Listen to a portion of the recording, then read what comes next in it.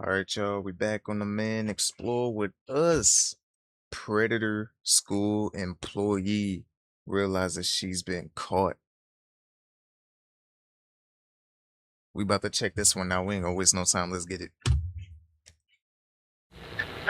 I know. I know. Okay. Yeah. Someone else? Okay. Minor? When a 14-year-old is caught sneaking out at night to meet a woman, investigators uncover a shocking secret that neither his family nor the woman's husband ever saw coming. The following footage has never been seen before. On June 11, 2024, an officer responds to an apartment in Reno, Nevada, after receiving a report that a 14-year-old boy had been assaulted. I got up around 11:30 to tell him that I wasn't going to work tomorrow because I was sick. And he's not there.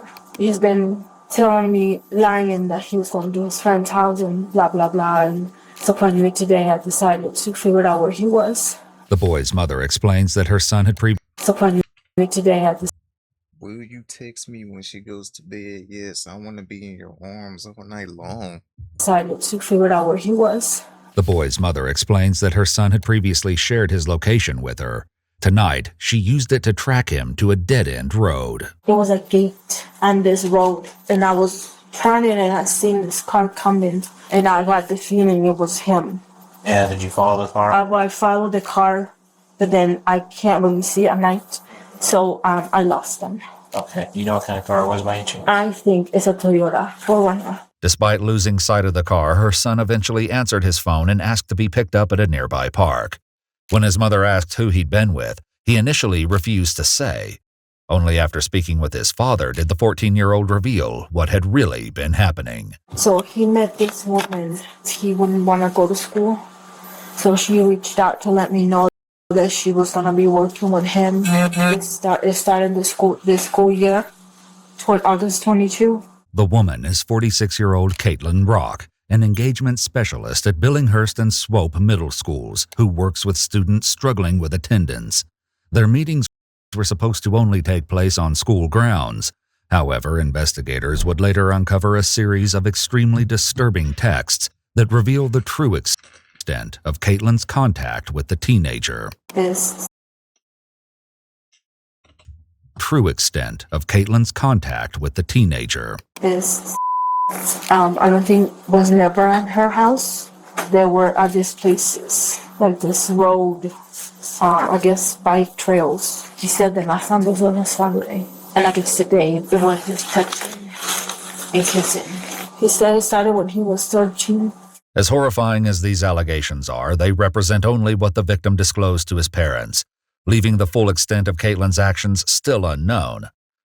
However, investigators would soon have an opportunity to learn more, as Caitlin apparently has no intention of ending contact with the 14-year-old. She was going to be in the parking lot at 1 p.m. tomorrow or today, either a Grace 4Runner or a 4-door Subaru. With Caitlin expected to return in a matter of hours, detectives meet with the victim and his mother before Caitlin's arrival. Though their conversation is brief, the 14-year-old reveals that Caitlin may already suspect something is wrong. So let me ask you this. Last night, did she see Mom? She saw Mom? So she was freaked out then, what you were saying? Caitlin was? What did she say to you? She was just freaked out. She didn't really say anything. Okay. If you were to send her a text, would that be... What's the texture right now? She wouldn't be sure. Oh, really? You think she would think something was up? Or she would think you're okay, so she doesn't need to check on you? Yeah, it's either that or she thinks something got a little more suspicious because Last night. she thinks you're in trouble. She's counting on my parents not really taking any action whatsoever. Caitlin's supposed confidence in the parents' inaction, however, is about to be proven deeply misguided. Just before 1 p.m., Caitlin's car enters the complex, drives straight through, and exits the other side. A detective stationed outside immediately follows her. Those inside the victim's apartment secure his phone as evidence, then take off after Caitlin and the other detective. I would have said something. She continued driving. first she was like, she's not stopping. Once Caitlin finally stops, the detectives approach her to explain why she was pulled over. Hi, Caitlin. My name's Detective Guider. Okay. Obviously, there's some things I want to talk to you about. Okay, you're not under arrest or anything, but I think we need to have a conversation. Would you be willing to come with us to the station and have that conversation? Yeah, I mean, my kids are at home. Can I Is there any? settled? Is there? Husband's in Finland. He's in Finland. Yeah. It's really bad timing. I totally understand, but it is important. So I want to help you out as any way possible because I understand your kids. How old are your kids? 13 and 14. For context, the victim met Caitlin when he was the same age as her youngest and is currently the same age as her oldest child. One of them's at a friend's house, and one of them, but he'd be picked up very soon, and one of them is at home. Is there any way you can call him? Yes, but okay. I'm just trying so I can get you back home. Yeah. That's what I'm trying to do. Just make it easy so I can get you back to it. Caitlin agrees to call her kids, then follows the detectives to the station in her own car. What she doesn't know is that investigators already have the victim's cell phone, and with it, a record of their private conversations. Do you have any idea why we're talking today? I am really wondering why, but can you tell me? I think you might know, and I want to hear, because again, I just want to have a conversation since there's always two sides to every story. Right. And I think you know why. Right. Do you know a young man by the name of... Yeah. Talk to me. Okay. Was on my caseload last year. Sure. Okay. And then he has since moved away, lives with his dad. Okay. And, you know, we've kind of, like, connected. I saw him, you know, out and about in the community. Sure. And, you know, it was just kind of good to reconnect. And Sure. I feel like we had a good connection. Okay. How long did you work? Probably maybe half a year or Okay. So you kind of know him. quarters. Yeah. What yeah. kind of kid is he? He's really interesting and funny and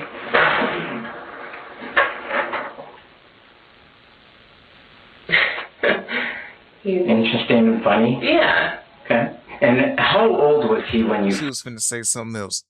On my mama, she was finna say something else. He's Interesting and funny? yeah. Okay. And how old was he when you first started working with him?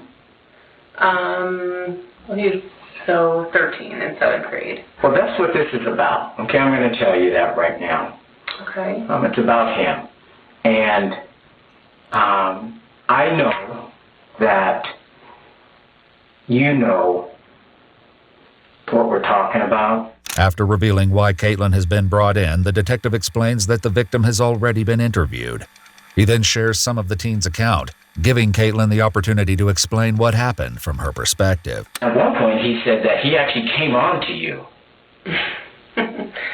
He did, yeah. He would kind of express those feelings, like, and then it got a little, like, he would say, like, I like you. So very straightforward and, you know, and I was like, I like you too, because that's just kind of, I have those interactions with kids all the time. Absolutely. It's like I think you're a really cool kid, and that's what I would express. But in Caitlin's version of events, any escalation that followed was driven entirely by the 14-year-old. And then it got to the point of, like, he asked to, like, touch me, and I had to kind of, like, tell him no, that was inappropriate. And when you say touch, what is he trying to touch? Just, like, my hips, or, yeah, he's like, can I touch your hips? That's kind of how that progressed. Okay. Those interactions with him, were they all like that? No, not at all. Was that just like a one-time thing too, you know? Yeah, a couple. So it happened a couple of times? Yeah, I mean, he was persistent for a little while in that. Though Caitlin portrays their inappropriate interactions as minimal and entirely one-sided, the victim's own account paints a dramatically different picture. According to the teenager, Caitlin began regularly picking him up around the time they first met, assaulting him inside her vehicle, and on other occasions at her home. At one point, the 14-year-old attempted to end the abuse, but after describing Caitlin as, quote, breaking down in response, he told investigators that he felt bad for her and ultimately remained in contact. With both accounts sharply contradicting each other, the detective now turns to something that could offer far greater insight into the nature of their contact, how the two communicated outside of school. Do you guys communicate over cell phones? At a point he asked for my phone number. Okay, tell me about that. What happened with that? So, trying to remember. Sure, take your time.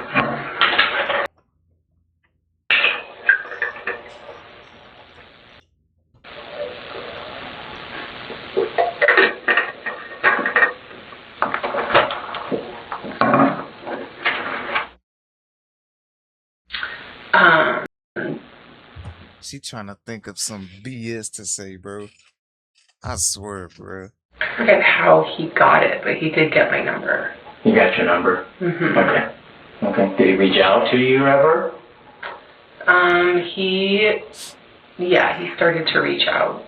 And did you respond back? Yeah. Well, what were those text messages? Mostly, just kind of, how's your day? Just kind of like, and then just checking in, that kind of thing. Okay. Because I have his cell phone. Okay, and now I think there's more text messages, okay? So I want you to be honest with me. I don't know if I can express that right now. Okay, take your time, I get it. Yeah. That's all we do. Like, maybe a lawyer would be good. Though Caitlin requests a lawyer, bringing the detective's interrogation to an end, her time in the interrogation room isn't up just yet. As for the text messages, their contents were far more explicit and more disturbing than Caitlin ever let on. In one exchange, Caitlin messaged the victim, quote, "I miss being in your arms." In another, when the victim informed her that his mother was sleeping, Caitlin responded with, "Good, because my bed feels lonely without you here." Following the end of her interrogation, Oh, Lord, nah, bruh. She talking to a 14-year-old like this, bruh. You old enough to be hurt. I mean, him.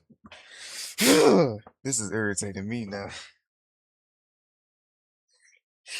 Oh my God, bro. the detective allows Caitlin to arrange care for her children, forcing her to explain to her family why she would not be coming home that night. Hi, Mom. It's something I'm in a interrogation room right now, being questioned about. It's about an inappropriate relationship with a minor. Bro, Yeah. I was trying to say that she's old enough to be his mama. She got kids herself, 13 and 14, the same age as this victim. You old enough to be the victim? Man, look. And I'm sorry for humiliating and embarrassing the family. He was interviewed, and kind of they have our text messages and stuff. I'm gonna obviously lose my job. I'm gonna lose my family. I'm gonna lose everything. I just want to die. As the consequences of her actions begin to set in, Caitlin arranges for her mother to pick up her kids and ends the call. However, there is still one person left she needs to inform: her husband. First, she sends him. She cheated. Basically, she cheated on her husband with a 14-year-old. Ain't no way, boy. I promise you there's no way. That's crazy. A text that reads, quote, "I have some bad news. I am a horrible person and need you to come home ASAP. I've been having an inappropriate relationship with a minor. This is not a joke. I am being arrested." With the message sent, Caitlin can only wait for her husband to respond.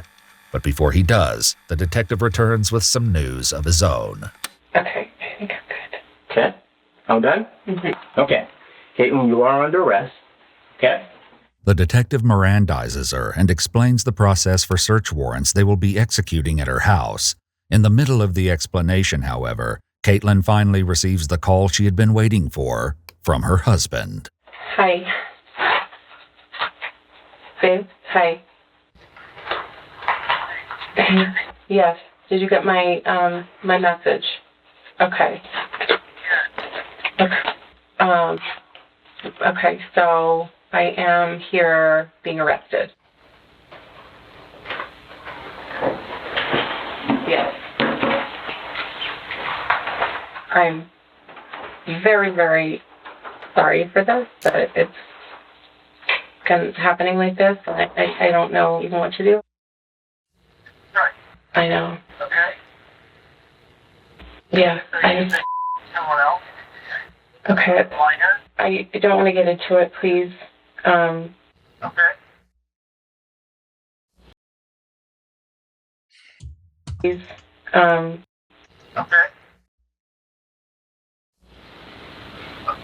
My life is over. I'm sorry. I f***ed everything up, and I'm sorry. Don't even know me, but What? Her husband's unusual question seemingly suggests he doesn't believe the call is even real. I want you to tell me the middle names of our subject. It's me. This is really happening. Okay. This is with the male? Yes. Okay.